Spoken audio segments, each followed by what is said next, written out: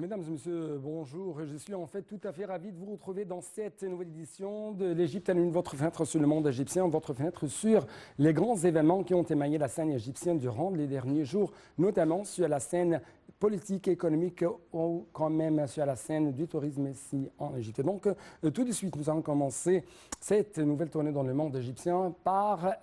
cette actualité. En fait, le président égyptien Abdel Fattah el-Sisi est arrivé aujourd'hui matin aux Émirats arabes unis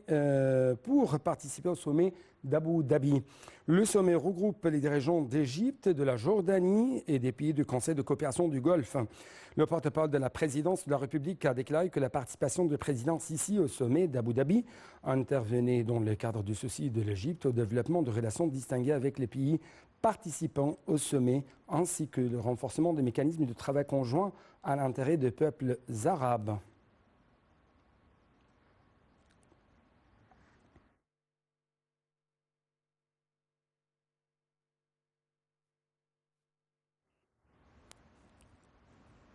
De plus en plus, on trouve qu'il y a toujours une action égyptienne pour intensifier l'action arabe commune.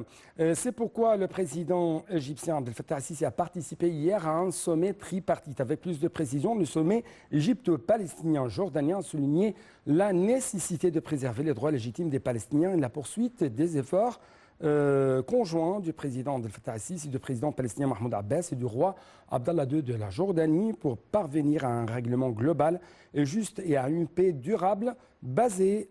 sur la solution à deux États qui incarnent l'État palestinien indépendant et souverain sur les lignes de 4 juin 1967 avec Jérusalem-Est pour capitale, conformément au droit international, aux résolutions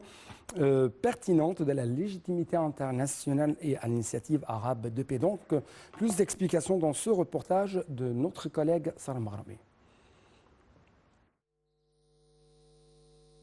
Le président Abdel Fattah el-Sisi a tenu un sommet tripartite Égypte, Jordanie, Palestine avec le souverain jordanien, le roi Abdallah II, et le président palestinien Mahmoud Abbas au palais présidentiel d'Ittihadiyya.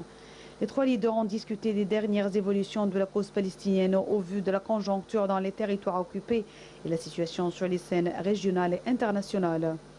Le président el-Sisi et le roi de Jordanie Abdallah II ont signé leur plan de soutien aux efforts du président palestinien Mahmoud Abbas dans cette circonstance minutieuse que traverse la cause palestinienne à la lumière des défis régionaux et internationaux croissants.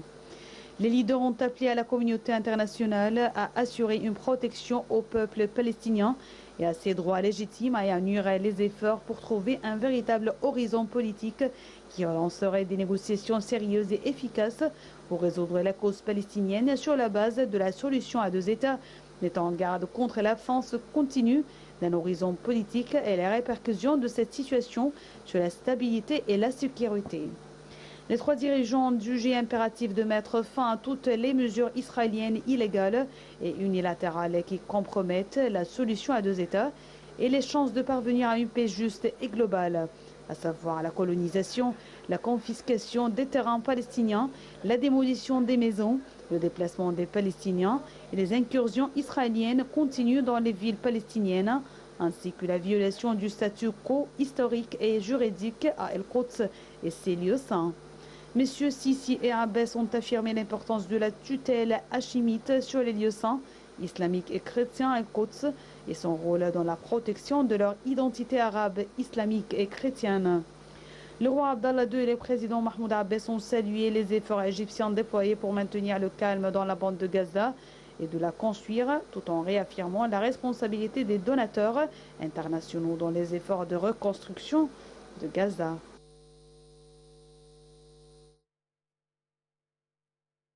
Égypto-jordanienne, le président Abdel Fattah el-Sisi a reçu hier le roi Abdallah II de Jordanie, souverain bien sûr du royaume hachimite de Jordanie. Le porte-parole de la présidence de la République a déclaré que le président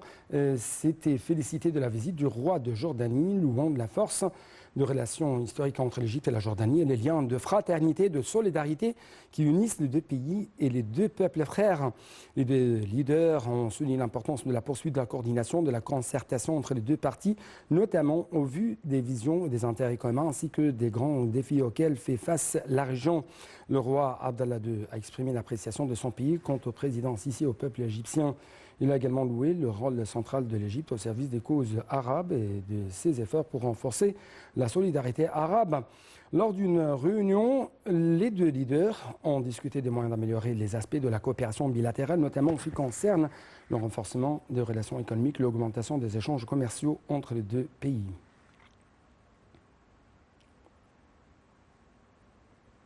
Au niveau économique, le président Abdel Fattah al-Sisi a donné ses directives de développer les efforts, mais aussi les activités d'investissement dans la zone économique du canal de Suez en formant une entité d'investissement efficace pour la zone. Lors d'une réunion avec le Premier ministre, le ministre du Transport, le chef de l'autorité générale de la zone économique du canal de Suez et d'autres, bien sûr, Monsieur le Président a demandé d'exploiter les potentiels de la zone, en particulier son site géographique tout à fait distingué sur le canal de Suez en vue d'en faire un centre régional mondial pour les projets de production d'hydrogène vert. Les explications tout de suite. Le président Abdel Fattah el-Sisi a donné des directives de développer les efforts et les activités d'investissement dans la zone économique du canal de Suez en formant une entité d'investissement efficace pour la zone. Lors d'une réunion avec le Premier ministre Moustapha Madbouli, le ministre du Transport Kamel El Wazir et le chef de l'autorité générale de la zone économique du canal, Walid Sami, le chef de l'État, a également demandé d'exploiter les potentiels de la zone, en particulier son site géographique distingué sur le canal de Suez en vue d'en faire un centre régional et mondial pour les projets de production d'hydrogène vert. La réunion a porté sur l'état d'avancement des travaux dans les projets stratégiques et d'investissement dans la zone économique du canal de Suez. Dans ce contexte, les développements des projets en cours pour développer les différents ports le long de la zone économique du canal de Suez ont été présentés. Et Sisi s'est également informé du plan de promotion de la zone économique du canal de Suez en coopération avec les institutions internationales et les banques d'investissement pour attirer les investissements des développements des projets de renforcement des capacités de la zone économique. Le président Sisi a demandé d'œuvrer pour implanter les industries liées à la production des énergies renouvelables, y compris l'hydrogène vert, vu leurs plusieurs utilisations dans de nombreux domaines comme les stations de l'eau, selon le porte-parole de la présidence.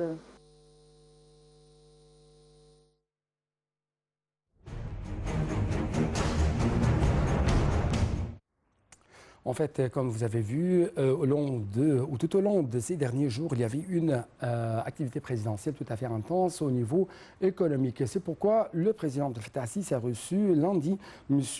Claudio Descalzi, PDG de la compagnie pétrolière italienne Eni,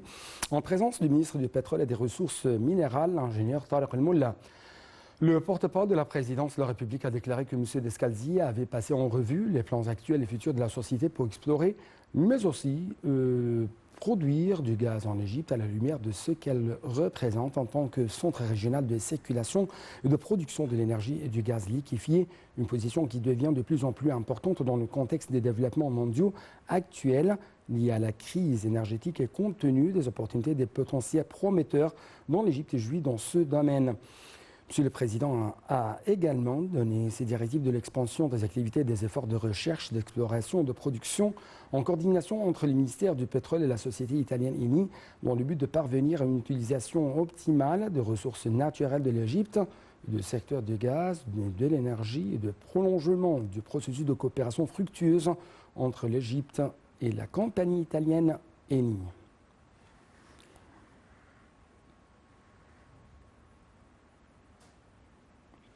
De sa part, le Premier ministre Dr Moustapha Madbouli a fait le suivi des efforts déployés en vue d'étendre la bonification et la culture des terres désertiques dans la République en application des directives données par le président Abdel Fattah el-Sisi à cet égard pour atteindre les objectifs visant à augmenter la surface agricole et à assurer le besoin en diverses cultures agricoles stratégiques. M. Madbouli a tenu ses propos au cours de la réunion qu'il a tenue à cet égard en présence des ministres de communication, des technologies de l'information, des transports, de l'agriculture, l'agriculture et de la bonification des terres, des ressources hydriques du gouverneur d'Awad el-Guidid et le chef de l'autorité de génie des forces armées. La réunion a porté sur ce qui est mis en œuvre dans le cadre des directives du président Sisi, en ce qui concerne l'élaboration d'études intégrées pour sélectionner les meilleurs types de cultures, pour rationaliser la consommation d'eau et maximiser le bénéfice de ces différentes sources disponibles.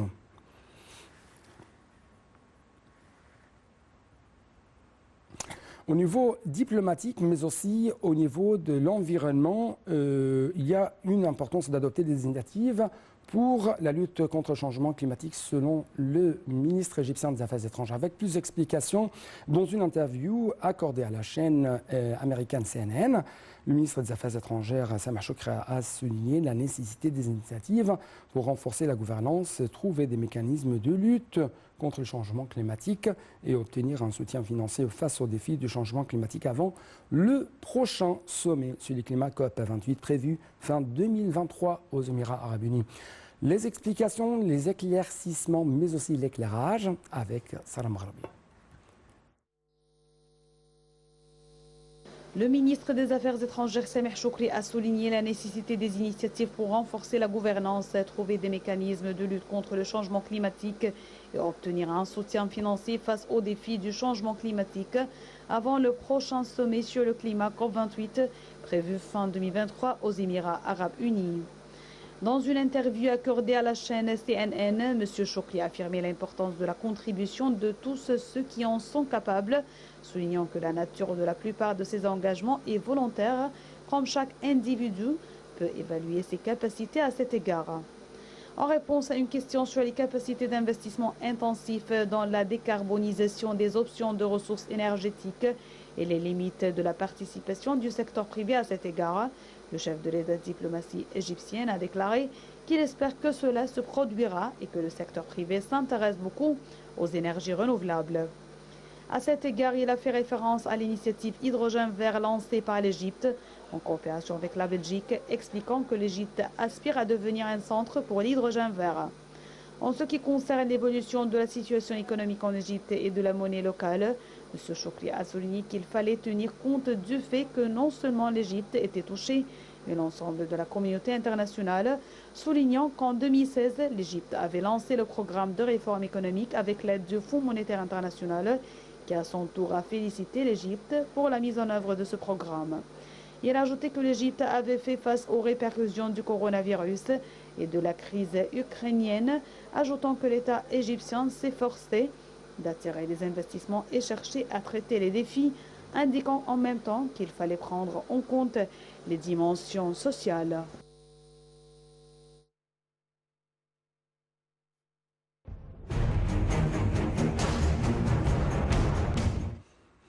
Nous poursuivons toujours les activités déployées par le ministre égyptien des Affaires étrangères, M. Sameh Shoukry, à Abu Dhabi. En fait, M. le ministre s'est réuni lundi également avec le chef désigné de la COP28, conférence des Nations Unies pour le climat, et ministre émirati de l'Industrie et de la Technologie, Sultan Al-Jaber, et sont en marge de la semaine d'Abu Dhabi pour la durabilité. L'Égypte et les Émirats, coopération étroite et continue pour maintenir la coordination fructueuse entre la présidence de COP27 et COP28. C'est ce qu'a écrit le porte-parole du ministère égyptien des Affaires étrangères, Ahmed Abouzeid.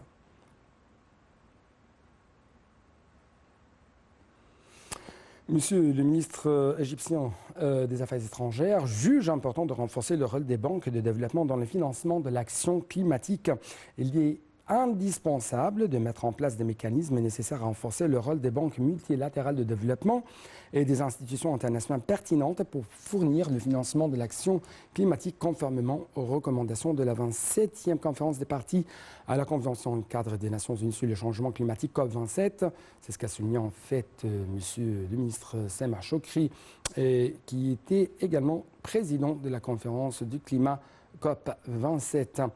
Ce propos a été tenu lundi lors d'une rencontre avec le secrétaire exécutif du secrétariat des Nations Unies sur le changement climatique, Simon Still, en marge de sa participation au sommet de la semaine de la durabilité d'Abu Dhabi. Lors de cette réunion, Choukri a exprimé sa reconnaissance aux efforts considérables déployés par l'équipe du secrétariat des Nations Unies dans le cadre de la COP27 tenue en novembre à Sharm el-Sheikh.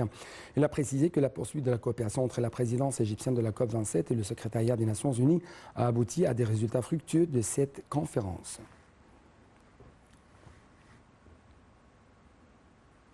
Le ministre égyptien des Affaires étrangères a de même souligné le rôle des institutions financières internationales dans la mobilisation de financement de l'action du climat, y compris le financement du Fonds du climat vert et la transition vers les ressources d'énergie renouvelables.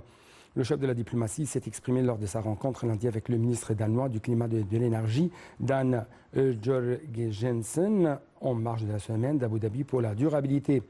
Lors de l'entretien, M. Choukri a apprécié la contribution constructive du Danemark dans le renforcement de l'action climatique concrétisée au cours de sa tenue en mai 2022 de la réunion ministérielle sur la mise en œuvre des engagements du climat, outre la prise en charge par M. Jorgensen des négociations sur l'atténuation des répercussions des changements climatiques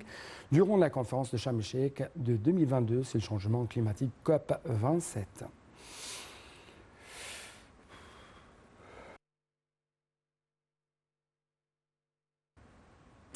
La prochaine conférence sur le climat COP28 qui sera tenue aux Émirats arabes unis représentera également une occasion de s'appuyer sur les succès obtenus lors de la COP27 qui a été tenue à Sharm el-Sheikh. C'est ce qu'a affirmé le ministre des Affaires étrangères Samar Choukri, président de la COP27, lors d'une conférence, ou plutôt lors d'une séance sur les conclusions de la conférence de Sharm el-Sheikh tenue dans le cadre de la semaine de la durabilité d'Abu Dhabi.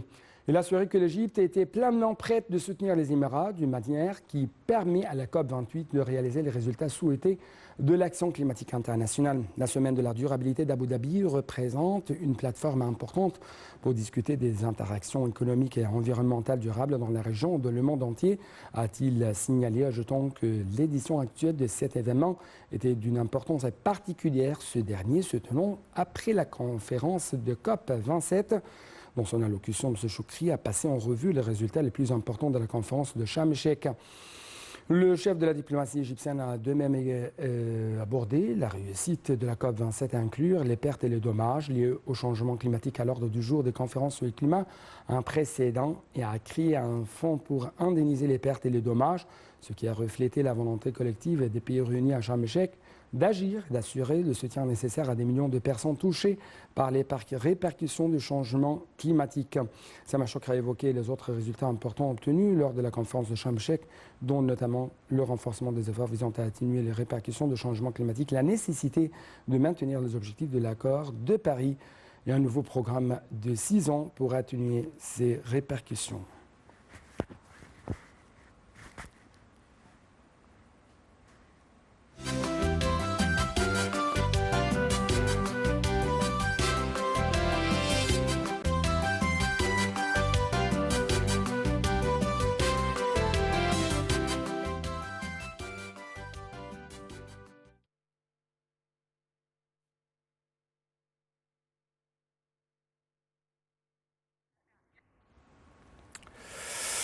En fait, les travaux de l'édition 2023 du Forum économique mondial se sont poursuivis aujourd'hui à Davos, en Suisse, avec la participation de la ministre de la Coopération internationale, Dr Rania Al-Mashata. Le forum se tient jusqu'au 20 janvier. Lors d'une séance intitulée « La charité stimule la protection de la planète », Mme Al-Mashata a appelé la société civile à coopérer avec le gouvernement au cours de la phase actuelle pour mettre en œuvre des projets visant à améliorer la qualité du climat.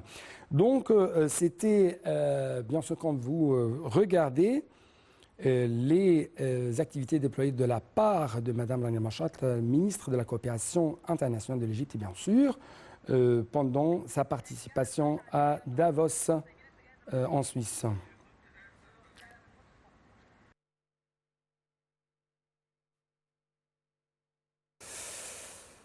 Quant à la Banque centrale de l'Égypte, elle a annoncé que le marché égyptien d'échange a connu un grand mouvement positif depuis mercredi 11 janvier 2023, alors que le prix du dollar est passé à environ 32 livres au cours de la journée, avant que les prix ne commencent à baisser pour enregistrer 29,61 livres d'ici la fin de la séance de lundi 16 janvier 2023. La Banque centrale a déclaré dans un communiqué qu'elle surveillait les indices positifs plutôt liés au marché des échanges, représentés par une augmentation significative de recettes en devises des banques, qu'elles proviennent du marché local ou des fonds de l'Égyptien à l'étranger, ainsi que du secteur du tourisme, et l'entrée d'investisseurs a également été remarquable. Les étrangers sont entrés à nouveau sur le marché égyptien depuis mercredi dernier.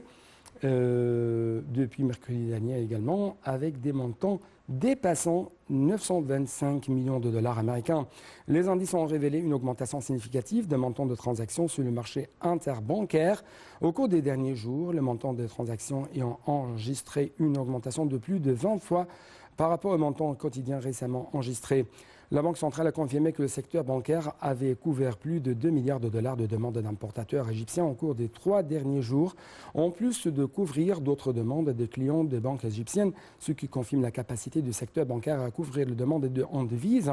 en attente pour les importateurs dès que possible. La Banque centrale a indiqué que les banques promeuvent les opérations des dérivés financiers sur le marché d'échange dans le but de fournir un service financier intégré permettant aux clients des banques de se couvrir contre les risques de fluctuation de taux de change.